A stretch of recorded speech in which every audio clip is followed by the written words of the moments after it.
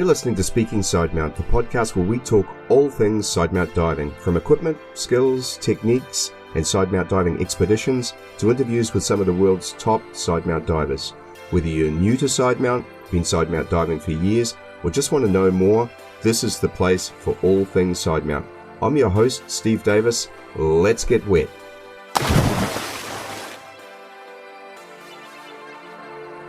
Hey, welcome back to Speaking Sidemount. I'm Steve Davis. This episode is brought to you with the support of our amazing sponsor, XDEEP. Our huge thanks to XDEEP for their support of the show, of many exploration projects around the world, as you'll hear a little later in the show, and of course their ongoing commitment to excellence in product design and delivery. This commitment applies to everything they do. You may have seen me rocking the new XDEEP Signature Series black hoodie, which has become my absolute favorite piece of kit out of the water. I also want to acknowledge the support of the patrons of Speaking Sidemount, an awesome group of divers that appreciate and financially support this podcast through Patreon. Thank you to all of you for your support and many messages. If you'd like to support the show, then there will be a link on our Facebook page to Patreon where you can find all of the information. Well, it's been a busy past month. It was awesome to be able to attend and present at this year's TechFest Tech Diving Conference here in New Zealand. It's a boutique show for sure by world standards, but a more motivated group of divers you won't find anywhere. I did sidemount workshops on the shore of Lake Taupo and then over 20 try dives for which there was massive interest. In the evening I presented on Sidemount as I see it in 2020, drawing together my own experiences diving sidemount all around the world, and also informed by my work on this podcast, speaking with over 60 of the world's top sidemount divers. Some are instructors, many are explorers, and some are just starting out on their journey in sidemount. It was a great event, doubly so because of the other awesome presenters, including Professor Simon Mitchell, of which many of you will know for his amazing work on decompression science, and his PhD student Xavier Verjdag on gas narcosis, Hannah van Vaart on her research on full-face masks post the Thai cave rescue, and New Zealand's best wreck diver and my mate Pete Mesley, along with New Zealand dive legend Keith Gordon on the exploration of the wreck Ventnor. And then a special treat, GUE Next Gen scholar Anika Andresen gave us a look at some amazing dive VR footage that she had taken. And special thanks to Anika for sharing some of her video of the event with me. As usual for dive events, this was as good for meeting and mixing as it was for the scheduled aspects, and I really look forward to the next event scheduled for 2023. And so on with this week's episode. By now the name Mikko Paasi is or should be well known to all of us as a key member of the support diver team that contributed massively to the positive outcome of the Thai cave rescue. Hailing from Finland, Mikko owns Kho Tao Divers in Thailand, and beyond his exploits in the rescue, Mikko is a cave diver and dedicated wreck explorer. In particular, he's involved in a number of awesome shipwreck exploration projects in Southeast Asia under the auspices of Bottomline projects. Now, in this episode, Mikko and I share on his background in diving, how he ended up in Thailand, and of course his reflection on the Thai cave rescue nearly 3 years later. Mikko tells us about his experiences returning to the Tham Luang cave system and seeing the passages dry after the floodwaters had receded. We talk about his new venture in Malta and then cover plenty on sidemount diving and sidemount rebreathers, including the SF2 and KISS Sidewinder. And then we look forward to meeting up at the Flow sidemount event to be held in Sardinia later this year. All this and much more in this episode of Speaking Sidemount. And we are recording. Mikko, welcome to Speaking Sidemount. Thank you very much for being in the Speaking Sidemount. Been following this, and I'm honored to be here. Great to have you on the show. And for what it's worth, we were talking off mic a moment ago. We've been Facebook friends for a while, and it's awesome to get a chance to meet you in person. So I'm sure a lot of the listeners know you through your involvement in the Thai cave rescue, and we're definitely going to get to that. But to kick us off, can you tell us a little bit about yourself? Well, I'm a male from Finland. I'm a diver. That's how I classify myself pretty much. What can I say? Yeah, I was born in Finland, but I pretty much started diving when I was 20, around about 20 years old. Then I got really hooked into diving when I started my instructor course in Ojamo Mines. That was 98. That's where I get to peek into some tunnels that they have in the mine, and they have tens of kilometers there, hundreds, I don't know. And then my instructor course, 300 dives in that mine, and then I spread my wings kind of with the instructor certification in the pocket. I left Finland for good, and I moved to Asia, and quite soon I find out that I bought my own dive school, Kho Tao Divers in Kho Tao, and then I kind of got stuck. I was on my way to Australia and New Zealand those years in about millennium, but I've never been so far. Yeah, I just got stuck in Kho Tao, and I still run the dive shop, Kho Tao Divers there, and that's been my base ever since. One thing led to another. I mean, my whole life is somehow been around diving all the time, so it's been a playground, and through that I've been through some quite amazing experiences. I bet we'll get into some of those. But what led the move to Asia? Why Asia versus somewhere else in the world? Maybe I was lazy back in the days. I mean, location. In Finland, if you want to run dive business, it's pretty seasonal. I mean, we do have cold chainsaws to get through the ice, but it's kind of seasonal thing. And I am not a 9-to-5 working person myself, so I was always looking for a career in. Once I got into diving, this is awesome. I want to do this. And then I just wiggle my way. And Asia seemed to be, at that time, it was boom going towards Asia. And there was lots of people going over there. It was a hit country to travel to. And I guess, I mean, there was just the visibility, temperature, easy life. Sure. I was back then I was young. yeah, of course. Yeah, I can understand the attraction, of course. And what about Kho Tao itself in Thailand? I had no idea about that island when I went to Thailand. I was first in Phuket, and that wasn't what I was looking for, too much concrete. And just like I said, on my way to New Zealand, Australia, I stopped there for a moment, and I never left. And it's still today, it is an amazing, and it stands out from, I've been traveling a lot, and believe me, I've been looking for a way, an escape from that island, like kind of trying to get away, but it pulls you back in. It's the people, the community over there. Even if we have in a 21 kilometer island, we have about 80 dive schools. And from what I know of that, there's a lot of dive operations, a lot of tourist diving goes on. Is that kind of the vibe there, or the feel? It is the like a entry level diving mecca. We do a lot of open water certifications over there. But I was talking about the community that is amazing, because 80 dive schools in a 3 by 7 kilometer island. Wow. It's should be a lot of competition, and you would imagine that there's a lot of backstabbing and all that. What I've seen around the planet, a lot. We have none of that, and that is amazing.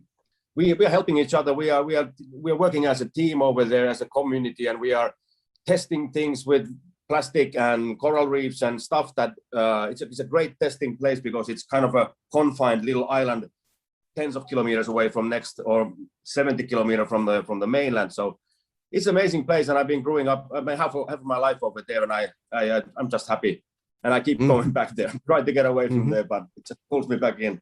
So that's about Kho Tao. Then yes, please welcome visit when the borders open.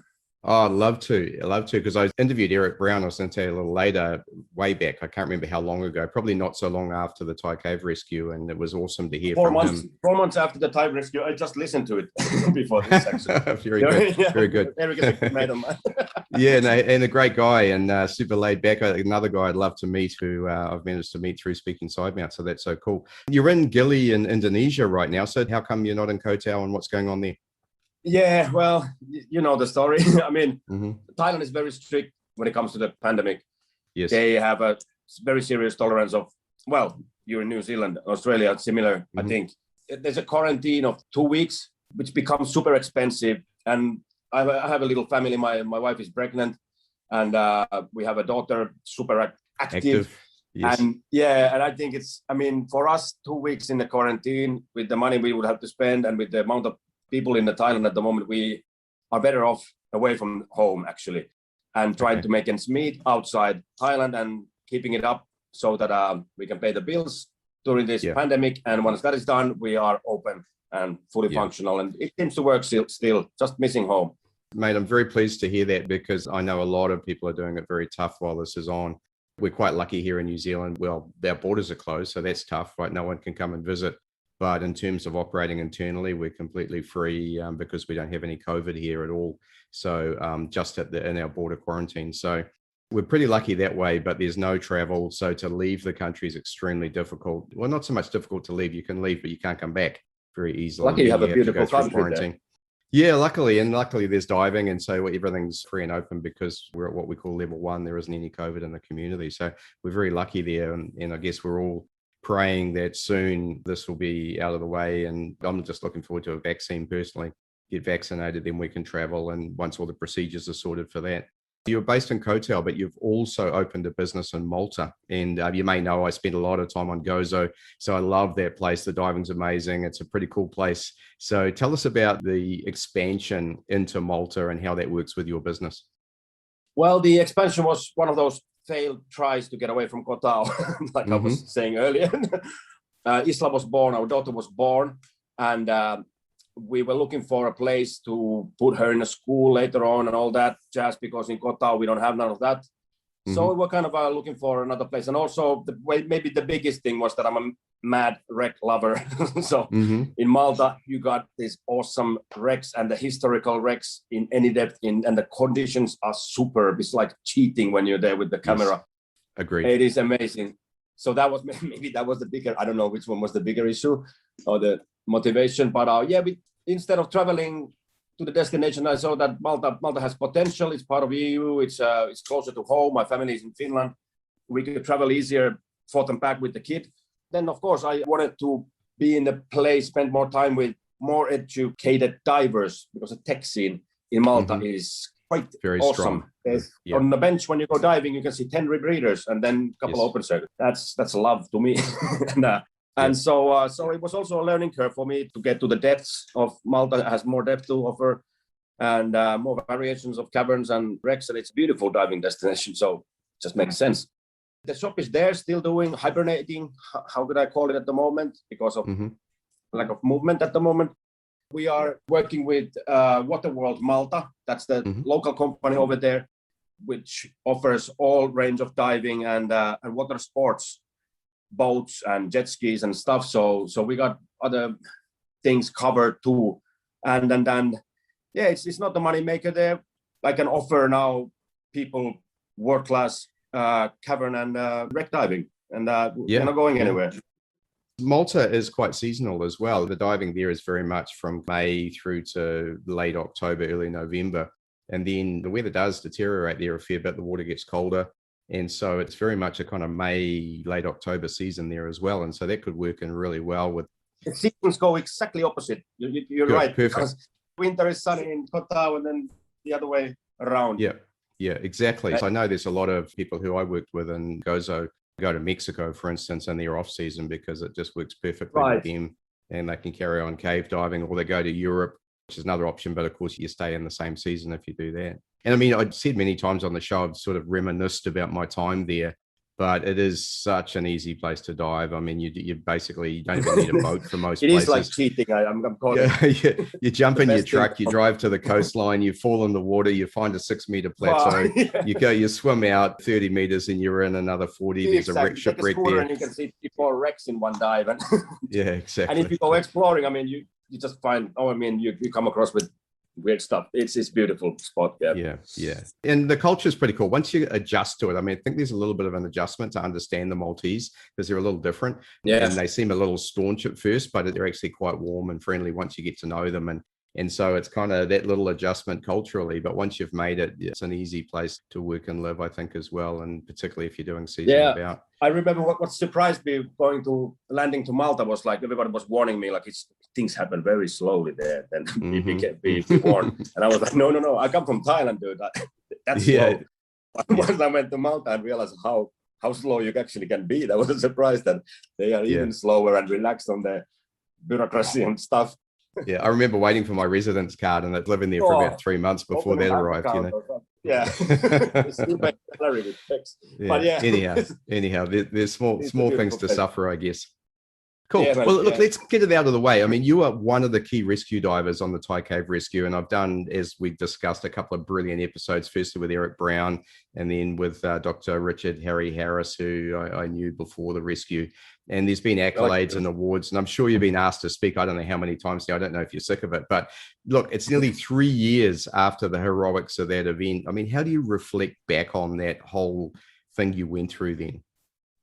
Cool. I tell you, Steve, it's like people been asking about it, not too much. Then like maybe it became so big thing that in the bar people are like, oh, keeping a distance already. And they think that you've been talking about it too much, but that's not the case. Usually, yeah, it's kind of you open that one box and then the story just keeps on going because it was a huge operation and there was so much going on that I have no idea.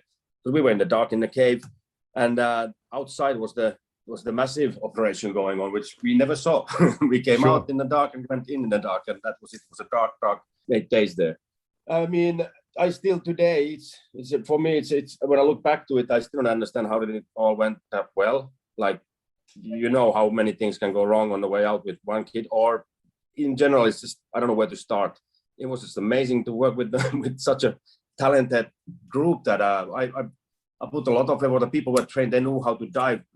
Nobody had to talk about anything about any dive planning or whatsoever. We could concentrate on the actual extraction or trying to get the kids out. So thank God, cave diving and technical diving training or the fundamentals were hammered into this group so they could take care of themselves.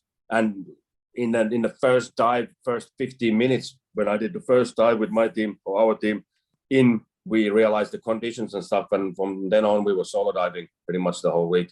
That too, then you need a foundation on the bottom to be able to like that. But it was amazing, and I still wonder how it actually went down. So much interesting stuff there. I mean, the CDG guys who were there, I mean, that's the way they dive anyhow, because the nature of diving in the UK in particular and the sort of places they like to explore, which is very much sump diving for dry caving. So the dry cavers who go between sumps and have become extraordinary divers as a result. But they're used to having zero visibility, narrow passages, going by themselves, massive rope rather than cave line that we are kind of used to.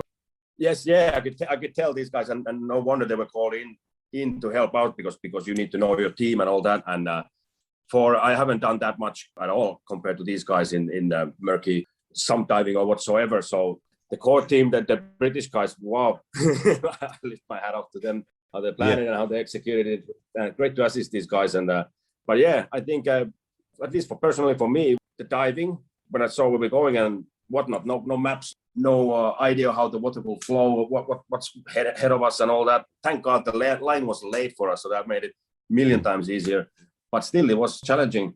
And taking those tanks out or bringing the stages in, carrying that load of equipment, and it was challenging. I was diving the side mount rebreather SF2 at the beginning when we were staging the tanks, because at least I could stay there forever. That was my idea with the scrubber time. And I put that aside when we were doing the extraction, because then you need to be ready to wrestle with the kids if something goes wrong. And CCR doesn't allow you to do that. But at the beginning, seeing even the control of my rebreather, I didn't have a HUD or any kind of lights indicating my PPO. So, and I couldn't see my controller at all. So I was just listening. This is amazing how your senses grow when you take away the vision or the sense of direction or whatever, and you just listen to your unit. And okay, the solenoid is kicking in, and your ears are suddenly your depth gauge, and you know that it shouldn't be deeper than 6-8 meters. So you just keep on pushing oxygen into your unit and go hour after hour.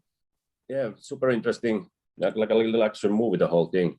Heaven knows whether that's ever going to happen. You might know better than I do whether there's ever going to be some kind of Hollywood movie on that. I don't know that they could actually do it justice. For those of us who've seen Sanctum and those sort of movies, I mean, it's very, very difficult for people who are not cave divers to understand what it is and what good cave diving looks like. And then to look at this, which is not the normal sort of cave diving that most of us do, where, we're excited by beautiful formations and gin clear water and big passages, and maybe there's some restrictions that you need to pass to get to these beautiful spaces. But the goal is to get to either somewhere new if you're exploring, or to something really cool to look at, right? And then we get enamored by the planning and the execution of dives. This is a bit different to that. This is very much as you say, driving into flow, zero visibility, you don't know where you are. It's just... Then you get the media out there and 100 million people are watching, like, you better not fuck up this now. And of course, the children had extra stress, but then also, like, it was played. I mean, everything was new over there. It's never done before, and the amount of tension it got. So that didn't help if you ever stopped thinking about it. But that would have been a mistake. Now, I know you went back about a year later to have a look at the cave and the state of the equipment and so on that was left behind and so on. Can you tell us a bit about your experience going back into the cave, having been part of the rescue team and then seeing it somewhat dry all this time later? I mean, we all had, for sure, we had questions because none of us saw the cave because it was bad vis, pretty much. And I was super happy when I was called in 6 months later with Vern and Josh and the Navy SEALs back to the cave. And we were supposed to wander up to the chamber number 9 and survey the cave and see what we left behind and start planning to clean up the cave because there was hundreds of tons of stuff left behind. We left in a hurry. But also, like, looking for answers, like, was there, like, alternative routes to get through the restrictions and stuff like this? Because there was lots of questions if there is. And then I was interested about to see the, of course, the water level, like, after the rain. It was amazing. 6 months later, we went in. We got like 1,800 meters into the T-junction and find out that water is still there. So that was still blocked with water after 6 months. Like, I was wondering, like, if we would left the kids there and try to keep the dive line open through all these months. That was already like 6 months later, it's still flooded. Maybe not good idea. 2 months later, the Navy SEALs, Thai Navy SEALs tried to go in and they called us again. That was 8 months after that. Now they're in a chamber 8. Chamber 9 was where the kids were. Chamber 8 and the cave just stops. And they were like, it doesn't go anywhere. It ends here. And can you help us? And then we go with the same group. We go in and luckily these boys, they got their wings on dry caving already. I was there. I haven't done that much dry caving, but I'm super keen on it always. And we had a plan. We just took shovels with us and went in. And now we're at the 2 kilometer point. And they just put me to shovel, like, Mikko, earn your wings now and start shoveling. And you could smell where the airflow comes, and it was totally blocked. So the whole cave system has not collapsed, but filled up with silt. And we start digging, and we made a little tunnel. We connected cave systems. And we got through after 5 hours or so, and we're digging like 15 meters under the cave. And we get to the chamber number 9. But that was answer to one of my questions, like, if you think that could you have kept those kids alive in the end of the cave with that amount of silt from drilling, or I don't know what, never got stuck that much the cave before. The answer is no. It was super emotional. At some point, we had one of the kids with us on the next day with us, and he was telling the story to us in the chamber number 9, sitting on that rock, and the kid was telling, like, how things went down, and that is amazing perspective to hear the story. I never visited that chamber during the operation. My station was chamber 8. It was very interesting and lots of answers to many questions. And we wandered all the way to the end of the cave with one of the kids, and he was showing all the markings on the walls and where they went. And, well, what can I say? Super interesting. Yeah. And as you say, quite emotional to go back. I know when I spoke to Harry, well, he held virtually no hope that the kids would survive the monsoon season. So when he made his decision, which was a very tough one for him, that he would anesthetize the kids, because bear in mind, he was vehemently against it, right? He thought this was absolutely the stupidest idea he'd ever heard, to anesthetize a child and then push him underwater. So he was definitely against it. But then when he met the kids and saw them, and then realized that there was no way that they were going to survive the monsoon season. And in his words, it was along the lines of, they're going to suffer a very, very horrible death of getting chest infections and skin infections. And it would have been slow and miserable. So what you did, even had it failed, which would have been horrific in itself, there was no hope for the kids to stay there. So really what happened was the only solution. People outside, the easy solution, kind of, you think you just wait it out. And the other ones, that other solution is aggressive and things can go wrong, and who's going to take that call? And it was tough for everybody. And I guess outside, people couldn't believe that we could actually dive them out. But inside, when you see the conditions and they were getting better, we have the time limit, of course. Monsoon was starting, but it wasn't that bad. Like, as a cave diver, you know you can handle yourself in that condition. And every day it got better because you learn the notes and you learn how long does it take, and you just got better. Unfortunately, we didn't have any more time, but yeah, so inside it was 50-50, but outside I think that chance looked like a suicide to try to get them out. Yeah, but thank God it went that way. No, amazing, mate. And again, I know there's been awards and accolades, but congratulations. It was just a stellar effort on being part of that. And I know, talking to the others, what a team effort it was too. Without any one of the people in the support groups, as well as the divers who actually went in and visited them and dived them out, we wouldn't have got the result that we did. So amazing. Amazing experience, yes. Quite often people ask at this point, like, what happened after that?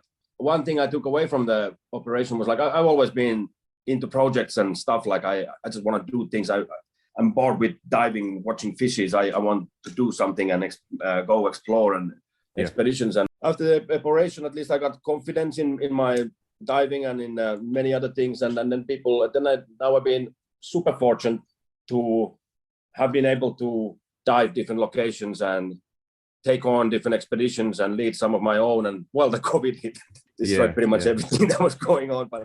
And that's really where I wanted to go now, because I think moving on, I had a look at your website, and this is the Kho Tao Divers, and someone on there described you as the Indiana Jones of wreck hunting. And so clearly wreck diving is a passion. And I know you've been working on mapping deep sea wrecks in the South China Sea and elsewhere. Share a bit about what you're doing in terms of projects and your wreck exploration, let's call it. Yeah. Like I said, like I need things to do underwater. We've been running expeditions in the South China Seas about 10 years, a bit more. And that's been my playground because of, obviously, I got my base over there. And Gulf of Thailand is a nice place. It's 80 meters deep, the whole Gulf, which makes anything in that Gulf divable and worth to dive.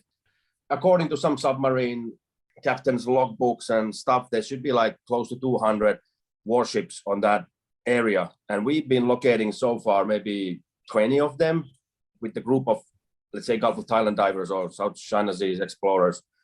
And so there's plenty left, and it's just waiting for it. The distances are quite far, but there's no giant storms or whatsoever. And one day we're going to get permission to run side-scan sonars, and then you're going to hear about the Gulf wrecks popping up then. So it's still a nice periphery or little piece of water that is looking for divers to come and explore and find new ships. Yeah, there's Cambodia waters, and we find some big ships over there. Now, the latest ones I started with the group of, Matt Carter is in it, and Pete Mesley is in it as active dive members in the Bottomline projects that I try to push. We just started it just before COVID. And Pete and Matt and Jeffrey and Ben, Eric, and we got a nice, super nice group, like experienced divers and mates. And that was the beautiful thing about it. And we got a XDEEP exploration program supporting us. We got Forest Club, and everything was looking good. We got Maritime History Heritage Command from Washington giving us permits. And after some U.S. submarine called USS Lagarto that was found 15 years ago by Jamie McLeod on board Trident, and he was a legendary diver in the Gulf, passed away now. And we were supposed to put a memorial plate for him and visit the wreck on his 80th sinking birthday. How do you say?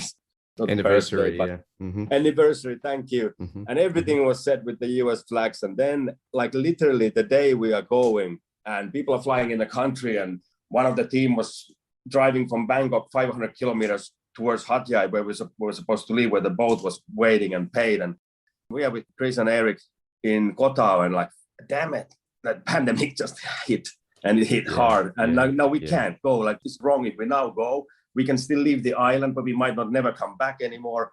The people in the world, is not interested about this. Everybody's following that. We talked to the sponsors, and it all went down. We had to go literally a few hours before the boat going out. First trip for the Bottomline project. Okay, guys, drive back to Bangkok, fly back to your home, whatever. We are done, and that was it. That was it. Yeah, now we're super good. We had a year. Oh, is it a year now? Yeah, I think so. It is. Yeah, absolutely. Pretty much to date, mate. We locked down at the end of March 2020. So absolutely. Yeah. So we've been getting ready, and instead of one US submarine, now we have like 5 US submarines to go and 3D map. When this thing, so we didn't rest. We've been doing the groundwork, and we've been practicing our 3D mapping skills and whatnot. I've been talking to Pete quite a lot. He's going crazy here in New Zealand, by the way. So he's bought himself a boat and he's going to go and do his own searching for boats here in New Zealand, but while he can't travel overseas. And we've had 2 trips to truck cancelled. So we were supposed to go last year and I think this year. So that's a bummer, but I'm sure he'll be back. And he's been doing some 3D work himself here. And he did the Canterbury wreck, which is one that I dive a lot, and did a really good job of it, actually. We're still holding the things up, and every now and then either one is reminding like, fucking, we need to get there one day. Yeah. And you know, when things hit about things, and he's a good support. Awesome. He's a good man, Pete. I love diving with him, and there's always the après diving is just as good as the diving when Pete's around as well. So as long as you like red wine, you're good. Don't tell him I'm more like a beer person. That's all right. Yeah. More red wine. Exactly. Very cool. Talking to the 3D photogrammetry, for those who don't know anything about that, can you describe what that is and how you're using it in your exploration? Boom. Yeah, first of all, I have no idea of how to use computers. I mean, that's not I can dive and I can use the camera. That's my job when it comes to 3D photogrammetry. But it's a tool that I'm not a specialist on it, but I can do it. And we've been doing some models. It's a great tool for surveying, wrecks, anything, objects underwater, on land. And the idea is that when it comes to wrecks, I guess it is that they are all deteriorating at the moment with the speed of light.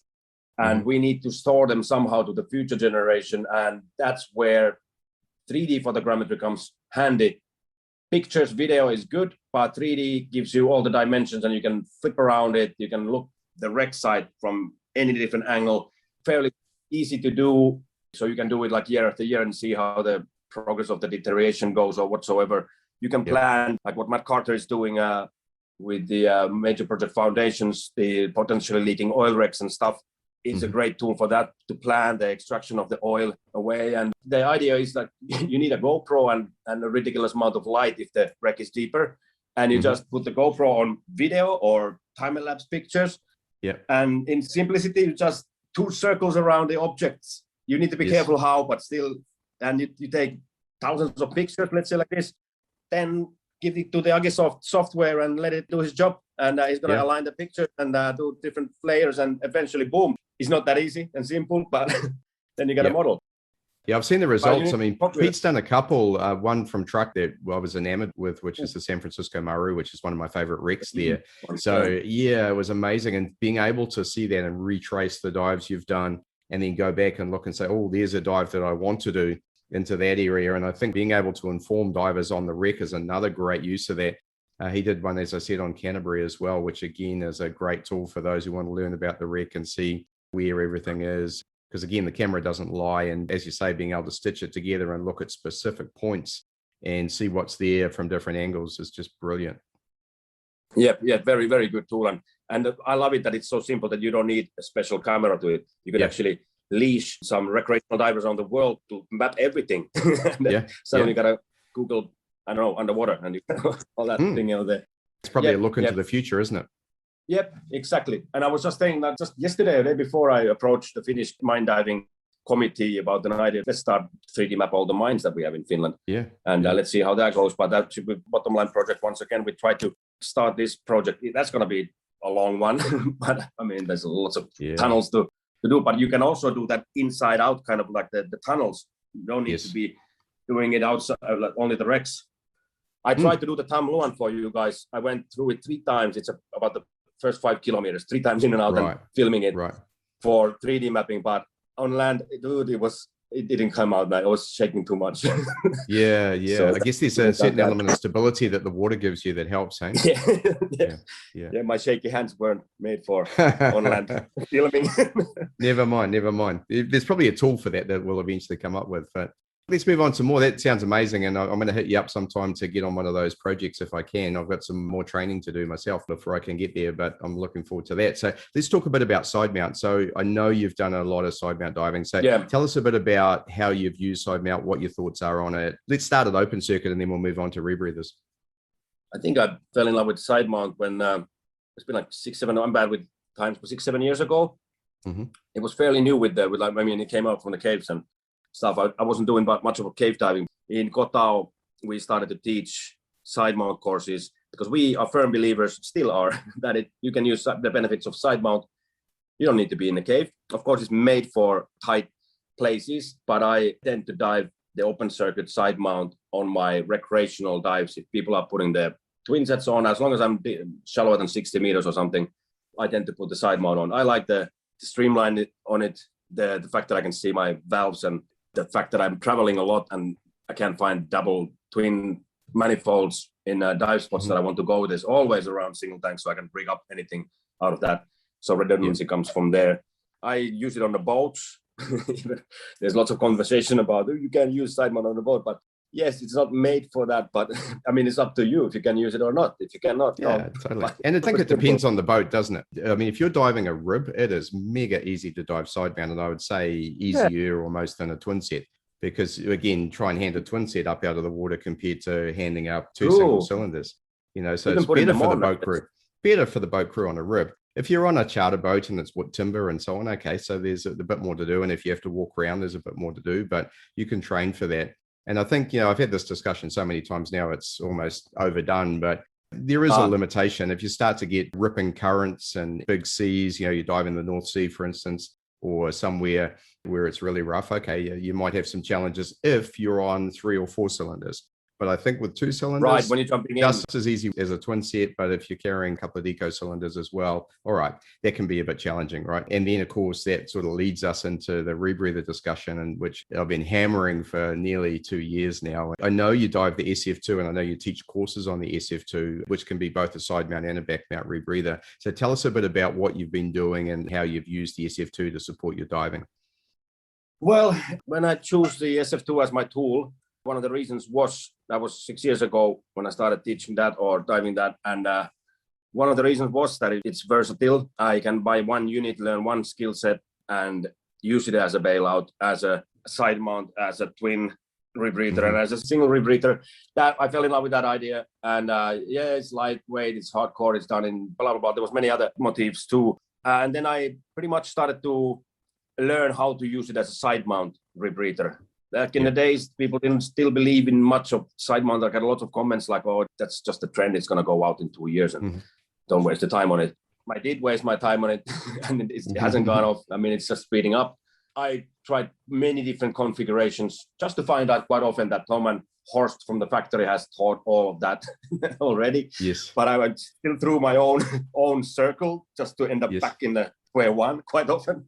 But anyways, you have to go through this circle to understand the different configurations of why not and why yes. And on the way, I pick up many good things about, I did configure that side mount SF2 many different ways on the way. And now I ended up in a configuration that I like to dive up to 60, 80 meters even.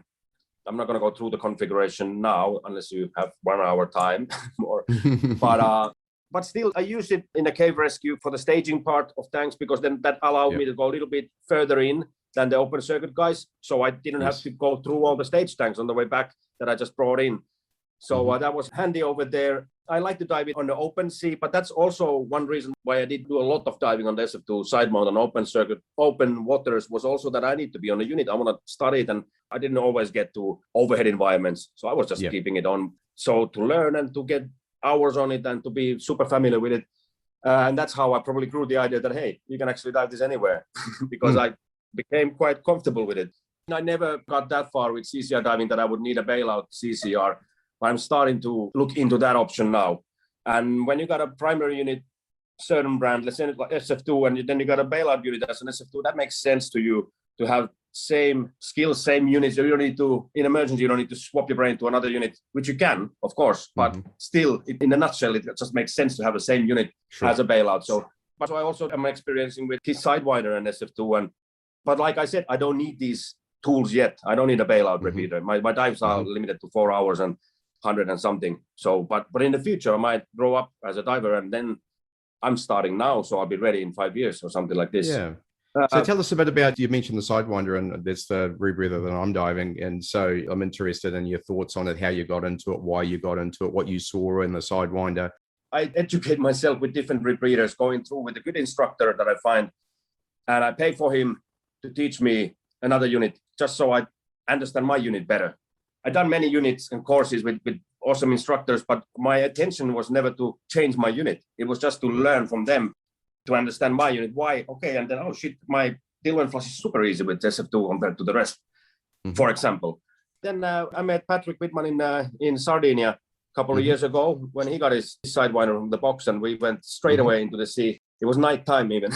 We both landed at the same time in Sardinia, I think, and it was like, now we can put a fucking SF2 ready, we go diving now. And we jump in the dark waters in the beach, testing it out, and then we dive the caves for a week or so. That's where I first saw Sidewinder. And watching Patrick diving it over there and going through, like, this is awesome. It left a mark on me, and I signed up to a course with him immediately. And I got my own Sidewinder a few months later. One thing left another, then I actually got to dive it too. And it was an awesome piece. Like, I'm used to electronics and stuff like this and a full-on grown-up rebreather. And now I got a tool that is so simple that I can't even find the batteries from it. There's none. I mean, how can I even plug it? Like, what happened? I can just watch it off. It's super simple, super versatile. And then the best thing was when you put it on and start breathing from it. Any angle. I mean, compared to many rebreathers, you can do somersaults, you can film upside down, you can do anything. It's a great tool. And the lightness of it. And also, that was my first MCCR. And I just fell in love with the control of the MCCR that actually, I mean, I'm the driver here. And all these things, just I've been abusing that machine. I don't tell Mike, but I've been taking it to places. And now I'm pretty happy with it still after being cold, long, deep, whatever dives. And it's still with me. And I'm going to go further with it. Yeah, I agree with you. And it's quite interesting. Pete Mesley's not a big fan. I probably can say that on the show. He likes to get up me about it, and he looks at it and said the work of breathing must be terrible with the counter lungs positioned. It's underneath your harness. And I said, Pete, you got to dive it, man. It's like, it's all bullshit until you get in the water, and it is a bit weird because you look at where the counter lung is and you think, wow, it's a little bit lower than your lung position. Not very much, but a little bit. And it is underneath the wing, and you think, well, the wing will compress the counter lung, therefore you're not going to be able to breathe. And it's like, nothing could be further from the truth. It works just great. And it's so simple that it looks like it cannot work. yeah, exactly. And then the other thing is, I mean, as someone like me who never had the experience of diving another way, like I've really done next to no twin set diving. The only back mount I've done is with a single cylinder. I haven't dived any other rebreathers, but I'm a side mount diver, and I'd invested a lot of money and a lot of time and effort and done a lot of side mount dives. So for me to put on the Sidewinder as a side mount diver was just the most natural thing in the world. It really just went.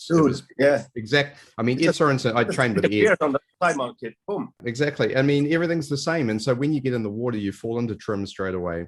It does breathe amazing, except vertically, right? So that's the only time where I've found it doesn't breathe amazing, which I don't know if there's a rebreather that does, but I'm only vertical at the surface on the way in and out of the water, and then I'm immediately in trim. And if I have to go vertical through a wreck, for instance, which is the time when it's most likely to happen, occasionally in caves as well, then you know it's coming and you can prepare for it. And so it's generally a very short experience. You still need to learn to dive that, and every bit you need to learn the tricks how to dive it. And that exactly. That's a minimum but thing to learn. The weird thing is, inverted the other way, it breathes just fine. So if you were completely head down, no issue whatsoever. And every other orientation is just amazing. The other thing that I've experienced diving through shipwrecks in particular, I've done a little bit of cave diving with Ed with it. So I want to do more of that, but I've dived a lot of shipwreck in it now. And moving through a shipwreck is just a pleasure. This surprised me. So apart from the ADV firing, which you've got to watch out for depending on which side you turn on, when you go through a door, I actually feel more balanced in the Sidewinder than I do open circuit, and I'm incredibly balanced open circuit. And I'm not sure why that is, but I could lay and swim on my side for the whole dive and not feel uncomfortable at all. And so in terms of moving through a wreck, you're incredibly low profile. If you happen to be going through a door on an upright shipwreck, then turn on your side and just have a little swim on your side and then come back to where you were. Going through any amount of narrow spaces inside a wreck, again, you're going to be so far ahead of just about every other rebreather. Obviously, other side mount rebreathers can do that as well. But the reason I didn't go down some of the other paths, the SF2, the Dive Soft Liberty is getting a huge amount of very positive press, and rightly so. The T-Reb is just coming out as well. And those two in particular, I think are going to be great rebreathers. But for me, I'm not very tall. And so the length of those units on your body, it would be down around my knees almost. And so I'm thinking, no, I wanted something that was as compact as I need it to be, that fits my body and that I can dive the same way I normally dive side mount. So I've been incredibly excited about it. I've got up, I think I'm nearly on 100 hours now. So I'm feeling comfortable. I can't wait. So the next step for me, and the unfortunate thing being a lone ranger in New Zealand with the only unit here, there's no other sidewinders in the country apart from mine, is that there's no instructors, there's no one to help. Well, So I'm figuring shit out for myself, which is okay. I've been looking for an instructor trainer for myself for quite half a year. It's super hard at the moment. Let's say I follow this page in a month. I probably master myself, and then I take a trip to New Zealand.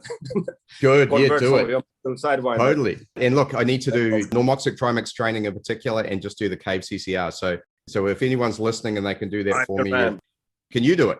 Yeah, that's what I was saying. I was supposed to do my instructor now here like a week ago, but I had to, for many reasons, I had to postpone it for next month. So fingers crossed. Done deal. Let's do it. I'll either come to you or you can come to me, one or the other.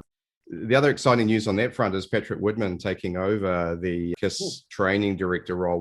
I trained with Ed, so I don't know how that dynamic's going down. Hopefully it's all working out well for all of those people and for KISS as well. But I think the discipline that Patrick will bring to that, he's doing some good things. I'm sure you're involved in the Facebook group on that. And I'm excited to see how that turns out. And then I'm super happy to hear that Patrick is taking the training director. Things will change, but I'm very scared also about his training. Will I pass it? I know he's tough. He's got a reputation for being tough. Look, here's the thing. I found Ed pretty tough too, and I don't know how they compare on that. But look, I think you want that. You actually want someone who will hold you to account. Just because you've done a lot of diving and you think you're good doesn't mean you are. And having someone like one of those guys looking at you and saying, hey, you can fix this, you can fix that. I learned a lot from training with Ed. And the great thing, of course, when you do Sidewinder training with him, provided you're already cave certified, is he's allowed to teach you in caves as well. I so enjoyed that. It was just such a good experience. I'm really looking forward, but I'm at the same time scared. But that's a beautiful feeling. Yeah, exactly. Exactly. Well, I was just thinking about the unit also, what you said about it. Like, it's hard to make a tall unit small, but Sidewinder, as being super small, it fits everybody. Yeah. Like, it's never too small. I mean, trigger being too small, that's bullshit. But I mean, it's always the other way around. Like, you got great units, but they're just massive in size. And exactly. And I mean, when you think of the 2 scrubber system on it as well, I mean, you've got nearly 3 kilos of absorbent in there, over 6 pounds of sorb, which is pretty much what the standard kind of AP, JJ, everyone else has got anyhow. I weighed it yesterday and it was 1.15 kilo each scrubber. Yeah, 2.3 kilo, 2.4 kilo together. Yeah. We were scaling it with a scale yesterday. That's how I remember. Awesome. But it's a lot of sorb. It gives you great duration. You're limited by your sorb or by your O2 cylinder, but either way, you know, you can plan your dives around that. I've dived it over here with 12-liter steels, which I find a bit big for boat diving. That would be no problem if you can put them on a bit easier, but walking around with them on is a problem.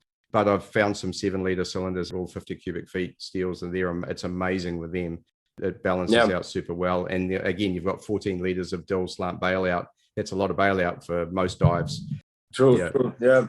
I want to introduce it to the cold condition countries like Finland and stuff. It's not going to be easy because sidewinding in Finland, for example, it's not that simple anymore with all that undergarment. And people don't tend to go that tight places wearing all that bulky equipment. But I'm sure there's a market for it. And that especially not the hypoxic level, but the normoxic and that level. And when Sidewinder, once again, I think if you can get electronically heated scrubbers to it. You can. At least you can get. I never seen that, but I'm going to look into that next because that's the only thing that limits me at the moment is the heating. And I've had a few conversations on this with people who dive in cold water. I mean, I've got the syntactic foam canisters, which gives you quite a lot of insulation on the canister in itself. And then, I mean, I guess you have to remember, okay, so what are your limiting factors? You've got the scrubber limit, you've got the O2 canister limit. But then the other thing is, how long are you actually going to stay in cold water for? You're finished, so you probably can stay there all day. But for someone like me, it would be a relatively short dive anyhow. Yeah, and the canisters, they don't last forever. But thank God they got this insulation system there, so that's problem solved. What else we have? What kind of caves do you have in New Zealand? Yeah, the caves are in the South Island, and the water is very cold, so it tends to be 6 Celsius and colder. And the caves are kind of gnarly. They are very black, very dark, and go deep very quickly. One that's quite famous that I spoke to Harry about is Pierce Resurgence, and he and Craig Challen took it to over 240 meters deep. And on one of the podcast episodes, there's a description. I've listened and I've been following those guys. I know, that's crazy, huh? They stopped one of the dives, not the most recent, not the deepest one, but one of the dives when their video lights were imploding. And then it's quite interesting to talk to them about their decompression strategies, which I was expecting something kind of super complicated, but they're just using Bullman with gradient factors. And they use their judgments, and they've got habitats and so on. And so there's a fair amount of preparation and of course, a lot of experience and build up. Yeah, exactly. Yeah, the ones they build themselves. Yeah. They don't still have internet in their habitat. I'm sure they can. Oh, I tell you who will, though. They watch old movies. Yeah, Thorstenwalder will have that, I promise. So I interviewed Toddy about his as well, and it's quite interesting. The differences. I don't know if he's diving quite that deep, but he's certainly doing very deep, very long dives with habitats. But he's German, right? So his habitats are like these beautiful pieces of engineering art. And I imagine he will have internet in there next.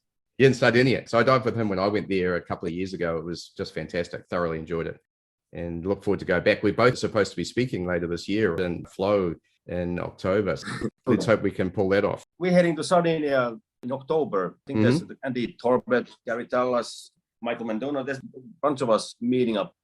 I'm speaking there as well. You're there too? Oh, shit. I was just talking to Daniel today. He said it's still on, yes. Yeah, well, I can't wait. And the biggest thing for us is, can I get out of the country in that time? So I'm waiting to see where I am on the vaccination list. Looks like July. So it's certainly possible. And then, can we get flights and so on? So I'm definitely planning on doing it. And it's just a matter of, can it physically be accomplished or not? That's going to be an exciting event. So if anyone's in Europe and is into side mount diving, the Flow event Sardinia is something to look out for, being run by Lou Fourier. Daniel Pontis, yeah. So great bunch of people. Logistic through them, yeah. Amazing place to dive, the caves. I love the caves that they actually start from the seabed. Yeah, it's super different. You have a hole in the seabed and then you go in there and pop 5 kilometers into the mountain. Yeah, that's amazing. Crazy way to start the dive. Yeah. Look, we've gone for a decent amount of time. I really appreciate you joining me, and we've covered some awesome stuff, and great to meet you, as I said earlier. And I hope we can either meet personally in Kho Tao to do some training in New Zealand or in Sardinia, huh? One of those we'll pull off. Yes, man. And hope to see you in Sardinia, mate. And looking forward to the next episodes of yours. All the best, Steve. And hopefully get out of that country soon. Yeah, appreciate it, mate. Thanks. All right. Ciao, ciao. Hey, thanks so much for joining me on this episode. I hope you enjoyed it as much as I did making it. It was amazing to catch up with Mikko. As I said, we've been Facebook friends for a long time, so great to finally meet him in person, if you like, even if it's online. And as we said, we're both looking forward to catching up in person at the Flow event later this year. Again, my big thanks to XDEEP for their support of Speaking Sidemount. And if you'd like to support the show as a patron, then please go to www.patreon.com/speakingsidemount and see how you can support the show. I really appreciate it. Thanks again for listening, and I'll catch you in the next episode. You've been listening to Speaking Sidemount from www.sidemountpros.com. If you like the podcast, please subscribe and consider leaving us a 5-star review. If there's something you'd like us to cover on the show, then let us know via our Facebook page listed in the podcast notes. Thanks again, and we look forward to you joining us on our next episode of Speaking Sidemount.